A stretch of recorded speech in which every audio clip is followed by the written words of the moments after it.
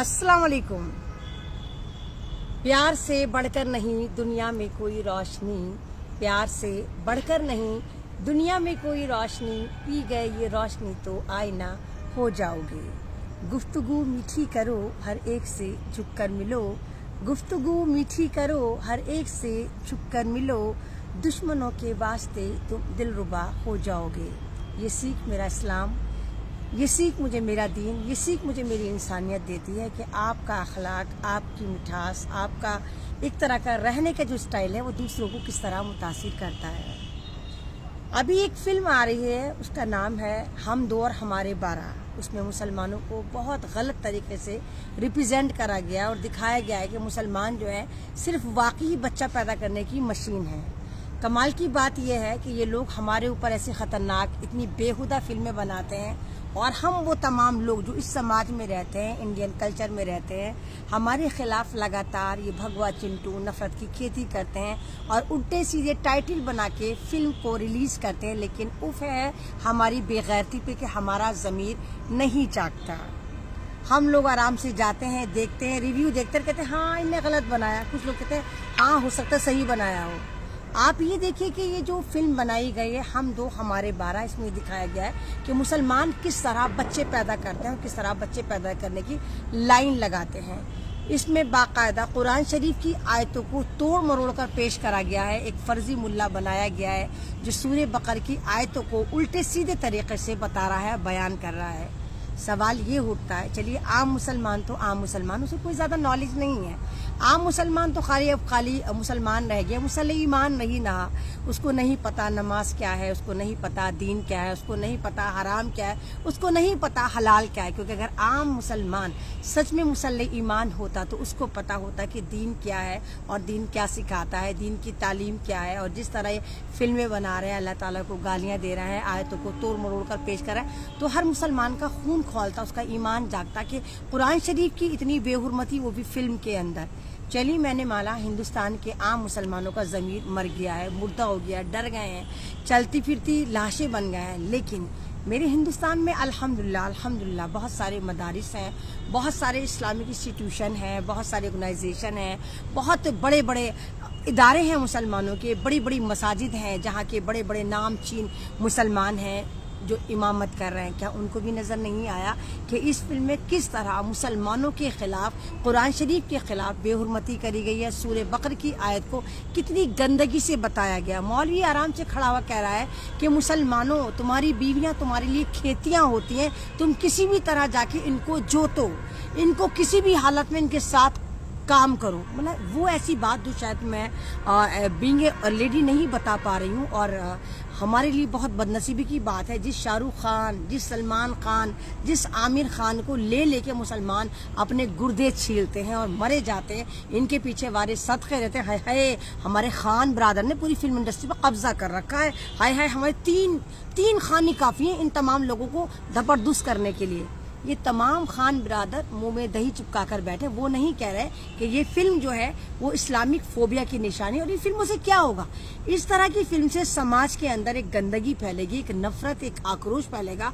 और ये तमाम जो 80% अपना आपको होने का दावा करता है, ये कहेंगे देखो वाकई मुसलमान जो है, मोदी जी सही कह रहे थे, बच्चा पैदा करने की मशीन है। तो ये तमाम चीजें ये चीज दर्शाती है कि हिंदुस्तान सच में इस्लामिक फोबिया के दहाने पर खड़ा है। दूसरी तरफ आपको एक रियलिटी मैं बताना चाहती हूँ कि मेरी नज़र में, जैसे आपको हमें गालियाँ देते हैं कि मुसलमान 4-4 बीवियाँ लेके चलते हैं, मुसलमान हलाला करते हैं, मुसलमान ये करते हैं, मुसलमान अपनी बहनों से शादियाँ कर देते हैं। बहनों इन द सेंस चचा की बेटी, मामू की बेटी, फुप्पी की बेटी, इनकी बेटियों से इस्लाम में शादियाँ हो जाती है। इस्लाम में क्या, साउथ में, खुद साउथ हिंदुस्तान में जो साउथ है उसकी फिल्में देखिए, यहाँ पर भी आप ये देखिए कि इन्हीं दूसरे समाज में, नॉन मुस्लिम समाज में आराम से कजिन्स बहन भाइयों में शादी हो जाती है। लेकिन टारगेट किसको करना है? मुसलमान को दिखाना है। आतंकवादी किसको दिखाना है? मुसलमान को दिखाना है। बच्चा पैदा करने की मशीन किसको दिखाना है? हमें दिखाना है, मुसलमान को दिखाना है। तो अगर आप वाकई इस तरह नफरत फैला रहे हैं और मुसलमानों को इस तरह जिहादी बता रहे हैं, इस तरह एक तरह का एक मतलब 4-4 शादी वाले बता रहे हैं कि मुसलमानों में 4-4 शादियाँ करते हैं, तो अगर इस तरह देखा जाए तो सबसे पहले अगर वाकई देखा जाए तो भगवा हलाला जो हुआ वो द्रौपदी जी के साथ हुआ, जो पांडवों ने करा। उनकी माँ ने कहा बांट लो, तो माँ को तो लगा सामान है, तो पांडवों ने जो अपनी बीवी बांटी थी, द्रौपदी बांटी थी, वो 5-5 की इकलौती बीवी थी। चलो वो तो महाभारत में था, लेकिन आज के डिजिटल जमाने में, आज की इस युग में जब कहते हैं कि वाह मेरा भारत महान, डंका बज रहा है, डिजिटल भारत है, इस समाज में, इस डिजिटल भारत में आइए मैं आपको एक ऐसी जगह लेकर चलती हूँ जहां पर आज भी इसी तरह का भगवा हलाला होता है। मध्य प्रदेश का आपने नाम सुना होगा, सॉरी आपने हिमाचल प्रदेश का नाम सुना होगा। हिमाचल प्रदेश एक ऐसी जगह है जहां पर आज भी, इस वक्त भी, एट ए टाइम भी उस जगह पर एक ही औरत घर में आती है, एक ही भाई शादी करके लाता है, और घर में अगर 5 भाई हैं, 10 भाई हैं, तो सबकी बीवी बन जाती है। यानी मैं एक और मेरे खसम 10, ये वाला सीन वहां पर चलता है जब उन लोगों से इस वाले बारे में बात करेगा। और ये वाली न्यूज जो ब्रेक हुई है, मैंने पहले भी अपने पेज पर एक दफा लाइव करा था, जो पेज मेरा नहीं है, तब भी मैंने ये वाली इन्फॉर्मेशन आपको दी थी। वो पेज तो मेरे पास नहीं है, लेकिन ये ब्रेक जो इन्फॉर्मेशन करी है आज तक नहीं करी। बाकायदा उन औरतों की इंटरव्यू लगाए जो कह रही है कि हमसे बर्दाश्त नहीं होता, हमारे दिन बटे हुए हैं कि आज इसका नंबर, फिर दूसरे का नंबर, मतलब जितने हफ्तों में 7 दिन होते हैं, तो 7 दिन उनका पति बदलता रहता है। पत्नी एक ही रहती है, लेकिन पति बदलता रहता है। तो उसके पीछे की जो लॉजिक है, कोई धार्मिक लॉजिक नहीं, उसके पीछे जो वहां का तर्क है, वहां का जो आप ये देखिए हिमाचल प्रदेश में जो नॉन मुस्लिम समाज है, वहां पर ये होता है, ये प्रथा चली आ रही। उसके पीछे तर्क ये है कि अगर बड़ा भाई दूसरी बीवी लेकर आएगा, मंझला भाई दूसरी औरत को शादी करके लाएगा, छुटका भैया किसी और को लेकर आएगा, दुटका भैया दूसरे भैया को लेकर आएगा, सारी बीवियां जब अलग अलग आएंगी और अगर लड़ने भिड़ने लग गई तो जायदाद का बंटवारा हो जाएगा। इसलिए बंटवारे से अच्छा है कि बीवी को ही बांट लो, बीवी एक बीवी लेकर आ जाओ, और जितने भी 7 हैं, 8 हैं, 9 हैं, 10 भाई, सब मिल बांट के इसको खाना शुरू कर दो। तो सवाल ये उठता है कि फिर एक धर्म को, एक धर्म विशेष को, इस्लाम को इतना टारगेट क्यों? इस्लाम में तो ऐसा कहीं नहीं होता। इस्लाम में तो किसी को नहीं है कि एक बीवी हो और उसके 4 शौहर हो। इस्लाम में गुंजाइश रखी गई है।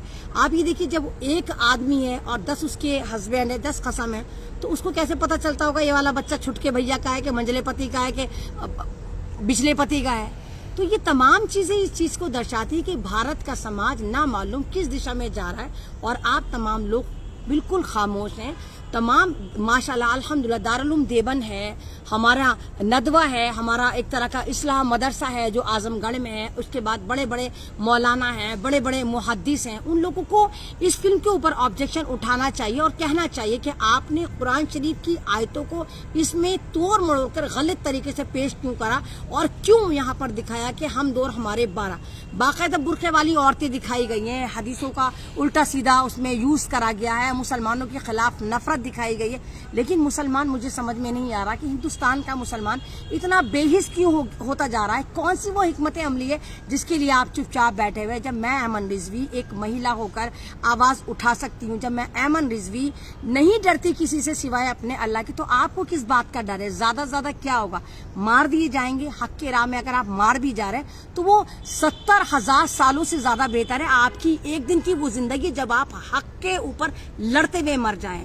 आप हक की लड़ाई नहीं लड़ सकते जब आप अपनी फैमिली की लड़ाई नहीं लड़ सकते, आप अपने समाज की लड़ाई नहीं लड़ सकते, आप अपने मजहब की लड़ाई नहीं लड़ सकते। जिस मुल्क में हम रहते हैं यहाँ पे संविधान चलता है, और हमारा संविधान हमें इजाजत देता है कि हम अपने धर्म को फॉलो करें और अपने धर्म का खुद भी एहतराम करें, और सामने वालों से भी बोलें कि आप हमारे मजहब को इस तरह टारगेट नहीं कर सकते, उसको टॉर्चर नहीं कर सकते। लेकिन कमाल है या शाबाशी है कि सब लोग बिल्कुल चुपचाप बैठे, कोई बोलने को तैयार नहीं। यही वजह है कि 19 से पहले अगर आप फिल्में देखें तो नक्सलवाद होता था, ये आतंकवाद होता था, फिर सिखों का आतंकवाद होता था कि हर सरदार 90 से पहले आतंकवादी दिखाया जाता था। लेकिन 90 के बाद हल्के हल्के करके तमाम चीजें जो है वो डाइवर्ट मुसलमानों की तरफ कर दी गई। पहले गमछा लेकर आए, फिर बुर्का लेकर आए, फिर आतंकवाद में लिप्त दिखाया, फिर जो भी फिल्म आती है उसमें मुसलमानों को आतंकवादी दिखाते हैं। और अब इनके हौसले इतने बढ़ गए कि अब मुसलमानों के घरों में घुस गए, मुसलमानों की पर्सनल लाइफ में घुस गए, मुसलमानों के दीन में घुस गए, और दीन को जिस तरह बदनाम करें कि हम 2 और हमारे 12, ये हमारे लिए बहुत ज्यादा भयानक और भयावह स्थिति है। कि इस स्थिति को अगर आप वाकई सही करना चाहते तो आपको, आपकी जो जबानें जंग खा गई हैं, आपकी जो अकल एक तरह से बिल्कुल सल्ब कर दी गई, सो गई है, आपका जमीर मुर्दा हो गया। आपको अपने जमीर को जगाना होगा, अपनी जबान को, थोड़ी सी जबान को अपना यूज करना पड़ेगा और कहना पड़ेगा कि नहीं, आप जो हमारे खिलाफ ये फिल्म फिल्में बना रहे हैं, ये सरासर हमारे ऊपर जाती और हमारे ऊपर इल्जाम है।